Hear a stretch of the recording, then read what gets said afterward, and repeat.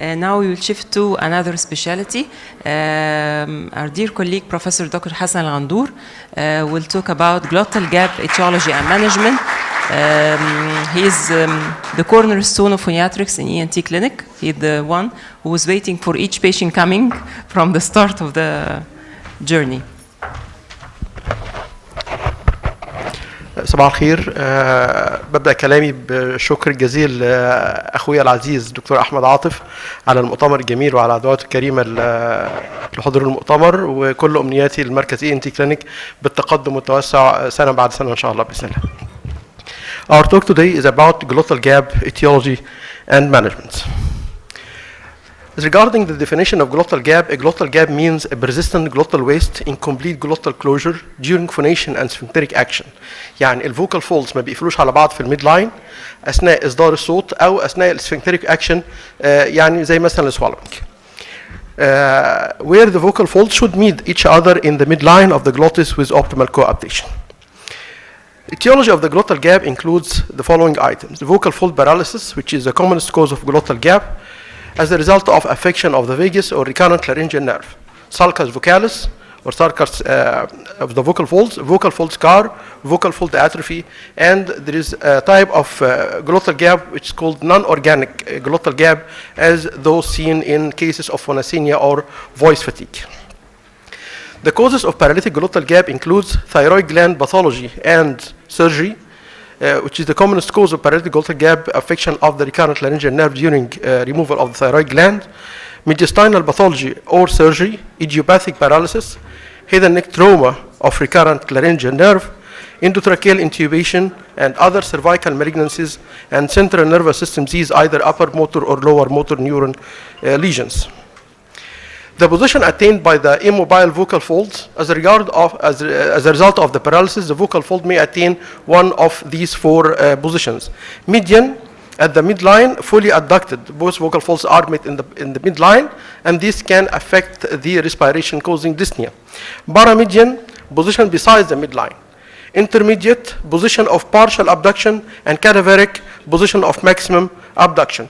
Nowadays, there is no longer use this classification, and the classification, these are some photographs for vocal fold immobility, right-sided vocal fold immobility during respiration and phonation, and this is left-sided vocal fold immobility during respiration and phonation.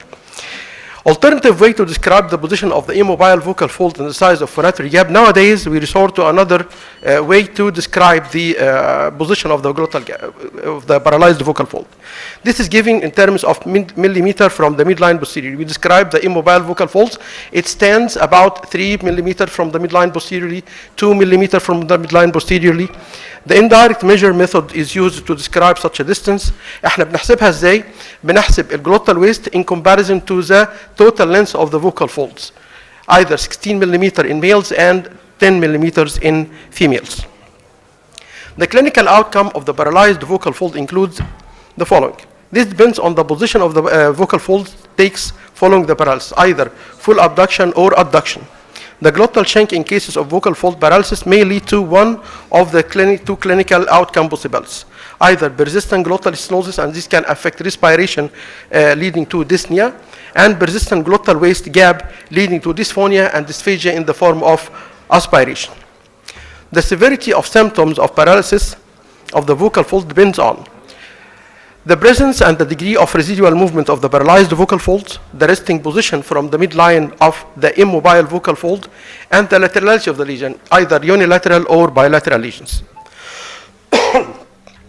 And the variable resting position attained by the paralyzed vocal fold is believed to depend on variable residual innervation, re-innervation, variable degrees of atrophy and fibrosis of the denervated muscle, residual function of the bilaterally innervated interarytenoid muscle, and the state of the cricoarytenoid joint. The clinical picture of glottal gap includes, regarding the symptoms, it may affect voice, cough, and the swallowing process. Voice change is an important complaint for the patient with glottal gap. Voice may be breathy, aphonic, or sometimes strained due to the compensatory effort by the patient to compensate for the gap. Reduce the ability to cough, and dysphagia in the form of aspiration, either to fluids or solids. Regarding the examination using rigid or flexible laryngeal endoscopy, we comment on the following items: the side of the restricted mobility, either right side or left side or bilateral, the position of the paralyzed vocal fold in millimeters from the midline posterior, as I told before, and aryepiglottic fold and arytenoid eminence on the affected side, and in cases of recurrent laryngeal nerve lesion, the vocal fold appears shorter due to forward displacement of the arytenoids. Evidence of superior laryngeal nerve injury during examination includes irregular wavy edge due to inability to tense the vocal fold by the cricothyroid muscle. The vocal fold lies at a lower level during the inspiration by the weight effect of the paralyzed cricothyroid. The glottis appears oblique as the anterior commissure is tilted towards the opposite side, and anesthesia of the larynx, shocking, leading to choking and aspiration. Additional instrumental measures to examine the vocal fold vibratory pattern: we use video stroboscopy, video chymography, and high-speed imaging of the vocal folds. Regarding the investigations in cases of glottal gap, we resort to radio imaging, CT base of skull, neck, and upper intestine. Here, we search for the cause of the immobility.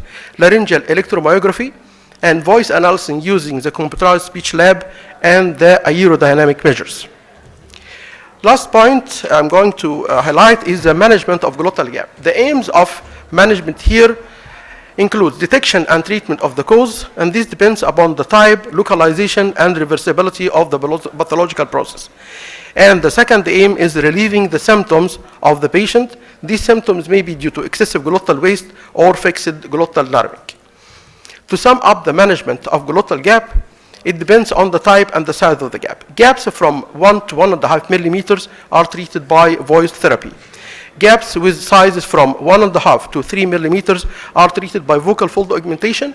Vocal fold injection may be by permanent material such as fat injection or using hyaluronic acid. Gaps more than 3 millimeters are treated by medialization laryngoplasty. And thanks for your kind attention.